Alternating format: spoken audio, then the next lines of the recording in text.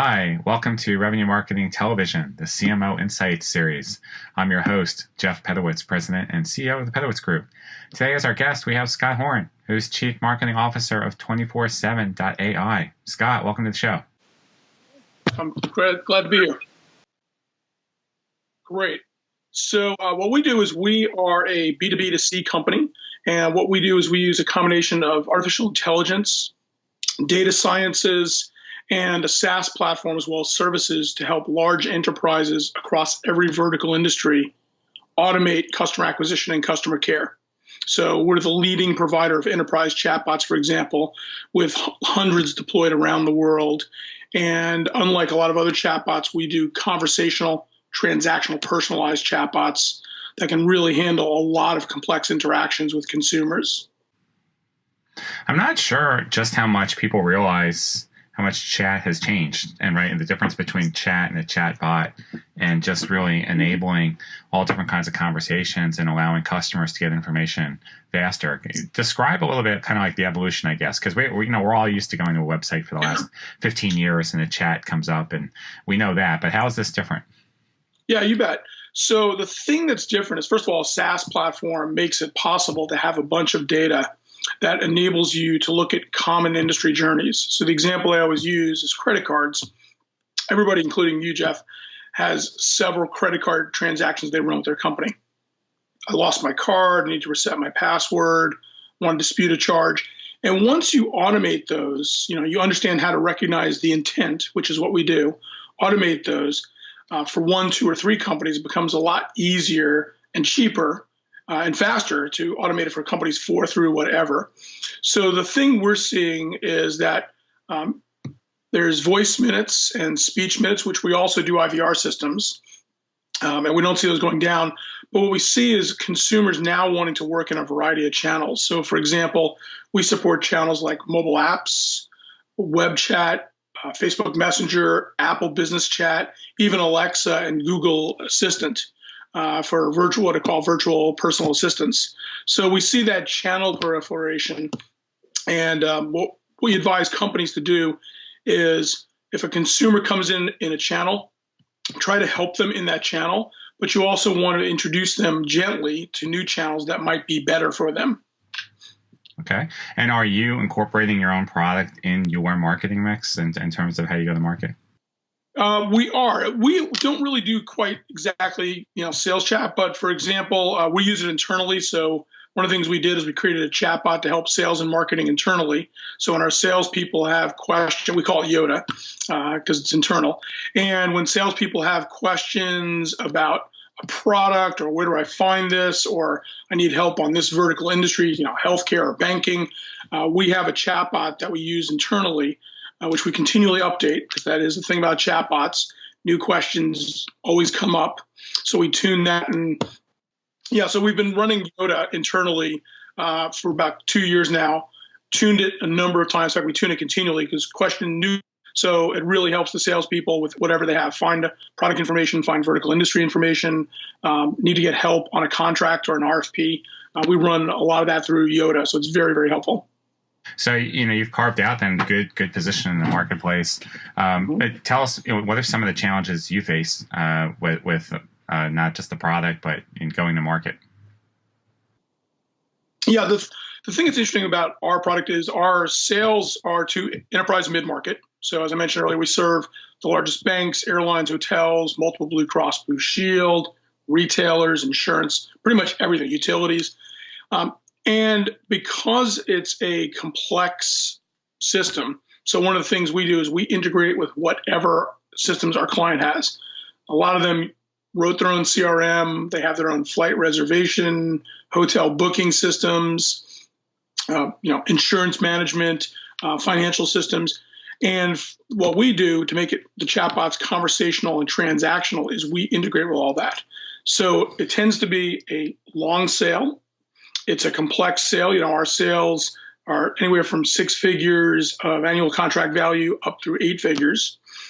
So multiple purchasers involved, primarily the customer care, customer experience leader, IT leader, digital. We sell to marketing organizations. And so it's a long sale. It's a complex sale. A lot of solution architecting. So we do a lot of things like account-based marketing. We do a lot of vertical marketing.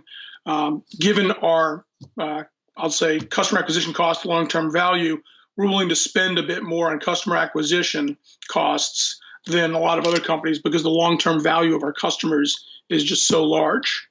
So I guess given all those integrations, your product is pretty sticky then. I mean, because once people put it in, they're not going to want to go back through and take it back out.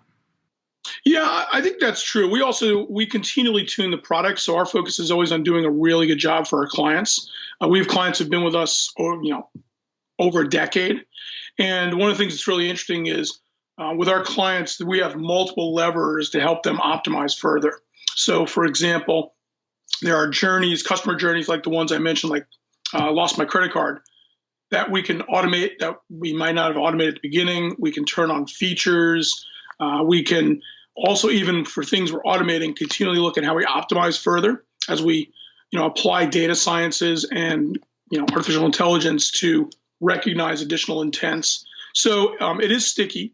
We don't lose a lot of customers. Our customers really like what we do for them, and some of the things we do for them, nobody else can do. So it's pretty amazing. I mean, we have like over 100 plus patents around all the technology. That's tremendous. That's good. That's awesome. So as you look forward, then what are some of the big changes happening within marketing that you would want to tap into so that you can reach your customers? Yeah, so we're really starting to scale up our sales force. We've got a new CRO joined in the last few weeks. We're scaling up the sales force quite a bit. So that's going to be working. So we're going to, for example, we're going to a regional structure. So one of the things we're excited about in the marketing team is working with our regional sales leaders. We can say to them, okay, who are the top 100, 200 people in your region you really want to have a relationship? And then what I've told the sales leadership is, look, we have a bunch of tools. Account-based marketing is a broad spectrum from I want to talk to Jeff at that company to I want to talk to people like Jeff across multiple companies to I want to just talk to a bunch of people in that industry. I think we're going to do much more targeting. We are scaling up our search engine marketing quite a bit, learning a lot there. SEO has been a big, big effort, and we're about to kick display advertising into gear in the next quarter. So, a lot more scale up in marketing, a lot more focus on getting a broader range of accounts and building relationships. We're also working on a lot of customer success programs as well. One of the things we find is that given that our customers tend to be larger organizations, of course, the people we talk to regularly know what we do for them, but not everybody does.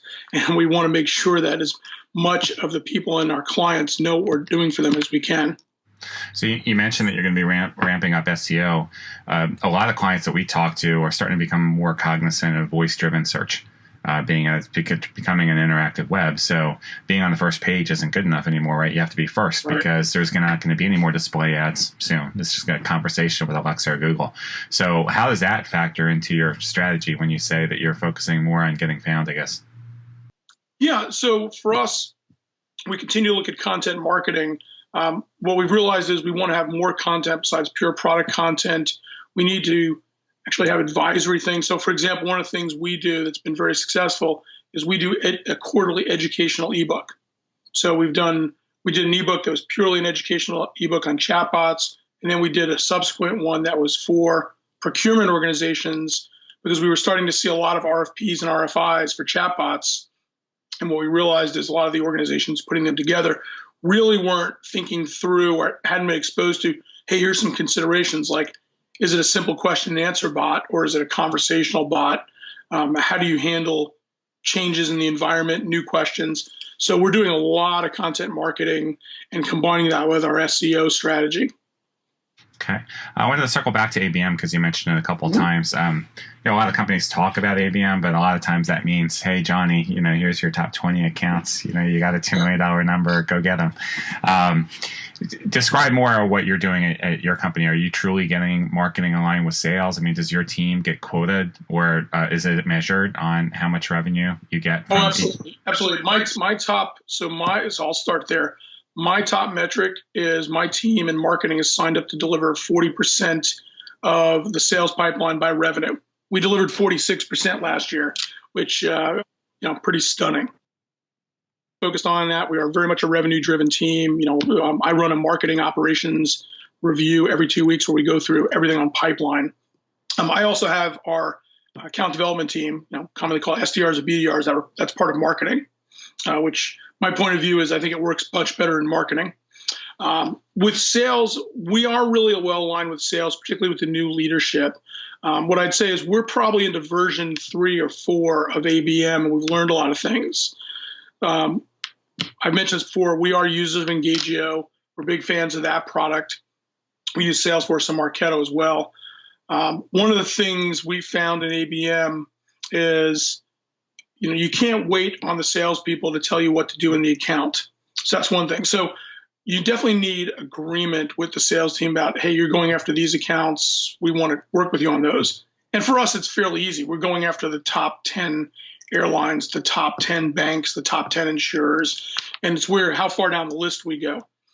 But the thing I found, I'd say in version 1.0 is that the marketing team kind of was waiting for sales to say, give us the account plan. And I was like, that's crazy.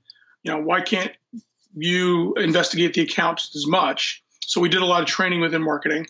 The other thing I'd say is that even with our high ACV and our long-term value for customers, we found that going to kind of a mix of account-based marketing and vertical works much better. And what I mean by that is when we deploy a chatbot, say with one airline or one hotel, then what we can do is go to the rest of the hotels in that vertical and say, look, our goal is to show you what we've done with one of your competitors. We're doing amazing things with them. You can go see it live on their website. Here's some of the details about the tens of millions of dollars of revenue profit we've made them. Here's how customer sat's going up. We found that was more effective. I think in the next year, given the comments I made earlier about targeting the top 100, 200 people, we'll probably do more specific things. I want to go after Jane, the CIO of American Airlines. We'll probably do more things. And we've got a lot of tools there. I mean, the thing about ABM that's fun is you really, there's an infinite number of things you can do. The one thing I have said to the marketing team is, this idea that it's engagement and take your time. And, if it takes a year, no, we don't do that. Our goal is with the 3.0 version is we work a number of accounts in parallel. That's where the vertical focus comes in. We put it on a 6-month time frame, and we want to see a sales accepted lead, multiple sales accepted leads come out of that within a 6-month period, or we're moving on to something else.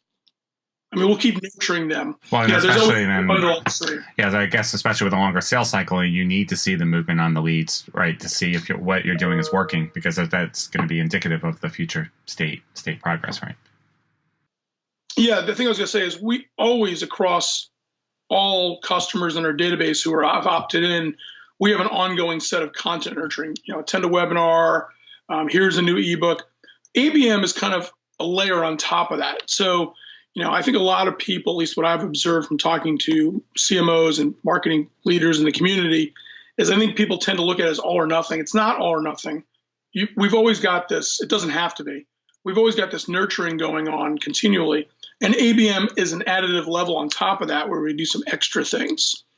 So if we move on from a set of accounts, they're still getting marketed to. It's just that we've shifted our focus for extra attention somewhere else. Love it. So finish this sentence. A year from now, my team will be?